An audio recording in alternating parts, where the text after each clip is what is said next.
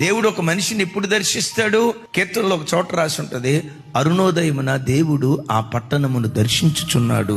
దైవజనమా, ఎంత అలసిపోయినా రాత్రి 11ంటికి పండుకో, 12ంటికి పండుకో, ఒక దైవికమైన క్రమాన్ని అలవాటు చేసుకో. 5 గంటల లోపు నీ పడకల మీద నుంచి లేచి ఆకాశ పక్షులు తమ కంఠ ధ్వని దేవునికి వినిపించక మునిపే, మనుషులు ఎవరు తమ కంఠ ధ్వని దేవునికి వినిపించక మునిపే, నమా శబ్దం ఇంకా వినిపించక మునిపే నీ ఇంటిలో నుండి నీ కంఠ ధ్వని ఆకాశమందలి దేవునికి వినిపించదువుగాక. అలా నువ్వు వినిపిస్తే ఒక మాట అంట, నీ ఆత్మదీపం ఎందుకు ఆరిపోతుంది? నువ్వు నిరంతరం మండే వ్యక్తిగా ఉంటావు.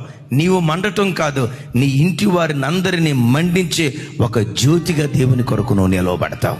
జ్ఞానులతో సహవాసం చేసేవాడు జ్ఞాని, దేవునితో సహవాసం చేసేవాడు దేవుని వంటివాడిగా మార్చబడతాడు. దేవుని వంటివాడిగా మార్చబడతాడు.